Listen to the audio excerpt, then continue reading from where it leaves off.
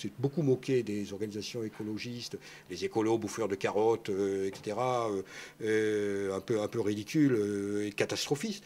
Aujourd'hui, on s'aperçoit qu'ils avaient raison.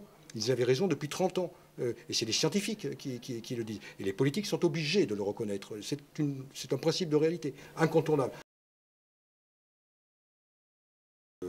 Réduire par différentes mesures la consommation énergétique et en particulier la consommation de pétrole, de charbon et de gaz. L'instauration en France d'une politique de préservation, de conservation de la biodiversité par le biais de corridors écologiques. Favoriser une agriculture durable comme l'agriculture biologique. La détermination de nouveaux indicateurs économiques qui ne soient pas seulement la création de richesses au sens productif et consommateur du terme, mais également intégrant les questions de ressources et de capital naturel.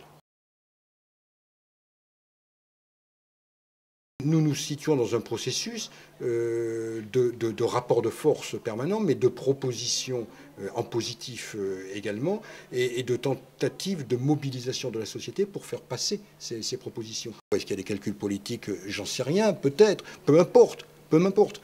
En tout cas, nous avons fait en sorte que ces choses-là viennent sur le devant de la scène comme des questions prioritaires. C'est notre première victoire. Maintenant, il faut qu'on la pousse jusqu'au bout, jusqu'au résultat. Oui, nous voulons continuer le dialogue environnemental, nous voulons même qu'il soit inscrit dans la loi, comme est inscrit dans la loi le dialogue social ou le dialogue économique. Donc nous sommes toujours prêts à nous asseoir à une table de négociation, à discuter de mesures, à avancer, à proposer des choses. On ne va pas préjuger au départ, puisque ça doit se terminer par une négociation fin octobre. On verra bien ce qu'il en sortira de cette négociation. Et c'est à la fin qu'on rendra notre verdict, en quelque sorte.